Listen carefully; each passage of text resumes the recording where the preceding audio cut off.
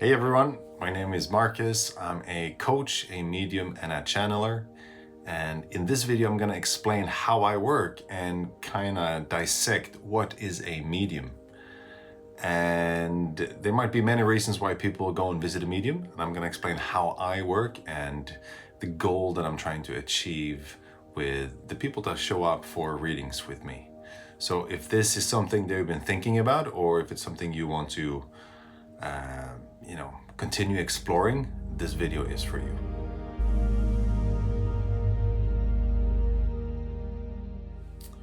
So first I'll start off by explaining, at least from my perspective, what the role is of a medium and who I am sharing messages from.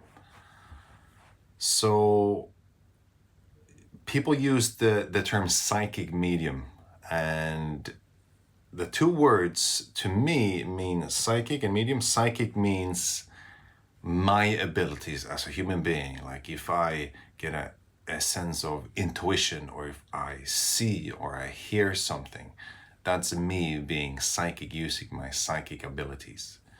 As a medium, I am a medium for guides coming through and sharing messages to you. If you would show up for a reading with me, and there might be guides coming through and I hear what they have to say and I share that with you, then I'm being a medium. So then I'm passing on information that is not mine. So that's kind of how I differentiate between the two.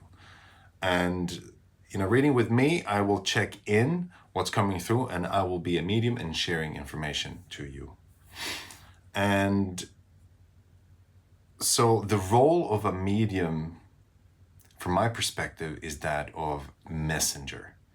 We have many different type of light workers. We have the light warrior, we have the leader, we have the lover, the martial artist, the musician, the whatever you might be. And so that of the medium is a messenger, sharing messages from spirit in general. So who am I then being a messenger of? Who am I sharing messages from? It can vary, and most commonly it's your spirit guides and your loved ones. And we all have guides, whether we are aware of them or not. Coming into this physical reality, we have contracts with beings that are here to help us and to support us. So our team of guides are always with us, and they've always been with us. And they know all of our emotions, our thoughts, our actions. And just that alone, I think, is amazing, because sometimes we have crazy thoughts, but they still love us unconditionally and they're always there for us.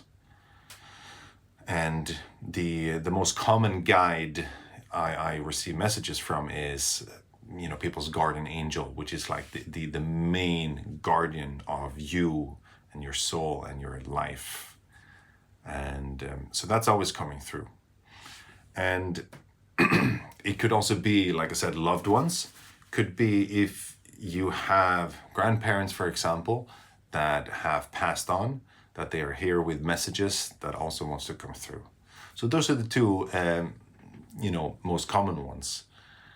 And then sometimes if people have developed spiritually and they've practiced meditation, they have learned about, a lot of esoteric material, then, the other side will notice. And once we've learned a lesson, we can, the guides are usually switching and we get a new guide. So if I've worked on like forgiveness or unconditional love, if I mastered one step on that, then that guide might say, cool, thank you very much.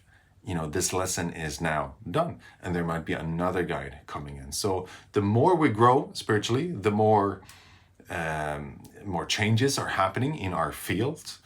And, the more we learn, the more we grow, the stronger the guides are. And they have deeper lessons that are sometimes a bit challenging. So in a reading, with you, for example, I sit and I do a reading, I always feel the internal guides is the term I'm using, because they're always in our field, and we don't have to invite them in order for them to help us. We already have this contract coming in. So that's the loved ones and our spirit guides. On the other hand, if we have other guides, let's say, one of the first guides that I really started working with was Archangel Michael. And as a soul, I don't have a contract with Archangel Michael coming into this world. But that was someone like, that was a guide that I felt very drawn to. So I said very clearly, thank you, Archangel Michael, for coming close to me.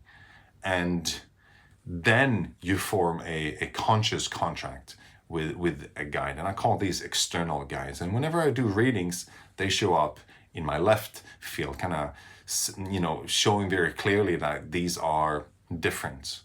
And so they are guides that, we've worked with. And they can be all kinds of guides. They can be, like I said, like Archangel Michael, which is an archangel. There are many archangels, and that's just like the second step of the 9 steps that the angel hierarchy has. So there are a lot of angels there. It could also be ascended masters, like we have Jesus, we have Buddha, we have Kuan Yin, we have many ascended masters. And angels are non-physical, they haven't incarnated. Exceptions can happen, of course. But the ascended masters are the humans that have ascended, like Jesus and Buddha. And we, of course, have the beloved ETs. There's a lot of ET races that communicate with us the same way we would do with an angel or a guide. And some ETs, like the Arcturians, are very similar to that of angelic energy. So sometimes I have ETs coming as well that, serve the same function as a guide. In fact, they are a guide. There are a lot of ETs, Arcturians, Pleiadians, reptilians, both good and bad, greys, insectoids. Also, you could have, if a client is really connected to a certain religion, there might be specific guides from that culture, So there was a couple times I received what they would call a Hindu god, with that Hindu spirit. And so it's a very exciting work. It's very, very awesome to see how, the different cultures and the different energies people bring to a reading. Okay, so that's who I'm sharing messages from. And so what are the messages? There's this concept of parallel realities and parallel timelines, which is a big concept. I'm not going to go into that now, but there are different timelines that we can tune into. And as a medium, I, of course, always get the highest timeline. So the messages I'm sharing is to share the perspective of the highest timeline. Because why would I share anything but that? Like, there are many timelines. Why would I share something that would make you feel miserable? Like, I share things that hopefully will empower you and make you feel awesome. And we all have potential. And so the purpose of a medium, at least for me, this is how it works, is to help the client fulfill their highest potential. And there can be many upcoming opportunities, and then it's usually what I get. Like, there's an opportunity for growth here, there's an opportunity for love here, or whatever it might be. And of course, sometimes it's also time to let go of things. That might also be something that come up for me. Another thing that I might be called to share is new concepts for the clients, to introduce meditation techniques, different perspectives on the world that might have a profound, like, just the awareness of the fact that we reincarnate and we have past lives. Some people might not be open to that, but if they are and they don't know about it yet, I usually get I might get a sense of, sharing that. And just a little nugget of information like that might change the perception of someone a lot, and it might give them so much clarity and direction in life and understanding of, their own emotions and themselves ultimately. Other things is relationships, how relationship works, a new perspective on that. Our work, what we're here to do, our spiritual practice, how we can grow, and specific techniques with that. Of course, then alongside personal growth. And then I've found that a lot of people who are interested in developing these things, of course, they will visit a medium themselves. I myself have visited a medium since I was 17. I've seen her maybe on average once a year. So that's quite a lot of time. So she's become a mentor, and she's helped me develop my skills, and initially just for personal benefit, but now in order to help others as well. So why would a client, or why would you perhaps consider going to a medium? Like, what are the reasons for visiting a medium? Could be you're just curious. You're curious about these concepts. You've heard about reincarnation. You've heard about the other side. So it might just be curiosity. You might find that, or you've heard or you've seen other mediums, share messages from people's loved ones. And maybe there's a specific person that has now passed that you'd like to communicate with and connect with. And just the other side as well, if you want to learn more about guides, that's very much how I work. Spirit guide communication, I would say, is the number one thing I do. And if people want to learn that and work with that, that is for sure one of the most exciting things for me to talk about and work with. Now, there's a couple things else I'd like to mention as well. Some common questions about this is, sometimes when I have a conversation with a potential client, they might ask me, but you won't share anything scary, right? And the intention is always for it to be empowering and for important knowledge that is crucial at this moment to come forth. Sometimes that might be in the form of tough love, but I've never received a message that is dark or scary or that makes someone feel sad or not empowered. It's always with the purpose of feeling empowered. That's how I work. I work in the light, and I only have that interest. And so that's an intention that I'm putting out every time I do a reading. I have a little prayer before every reading. And so with me, that's not something you'd have to worry about. Sometimes when people go to mediums, they kind of start relying too much on the medium, and they kind of put their power with the medium. And that's something that I am not wanting to manifest.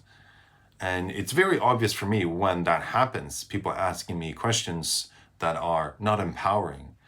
Then my coaching side always come forth and ask me, well, what do you think? How would you look at this? And then the coaching aspect starts. And I feel like that's very important because, yes, I'm a medium and I might have answers that might be harder to get for others, but doesn't mean you don't have the answers. You do have the answers, and you seeking them out from a medium is one way for you to achieve them. But the questions you're asking signals that you have the answer within you. Otherwise, the question wouldn't arise. That's my belief.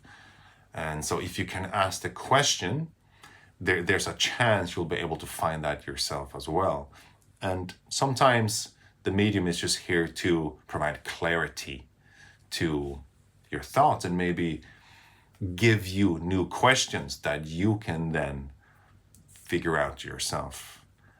That's something I find really exciting as well, because I will connect with your guides and sometimes they're giving me questions to ask you. And then that's a really exciting moment when there's a question that the client has never even thought about, and the question gives them the answer right away. So that's like combining the mediumship with coaching, which is super exciting. And at the end of each video now, I'm going to give a little question, kind of like a coaching question. But today it's of course related to mediumship. And when I realized this for myself, I was really excited about visiting a medium. And the question is, if you could ask any question you want and have it answered, what question would you ask? Because that could happen with a medium. You could have any question in the world and you can have that answered by a medium.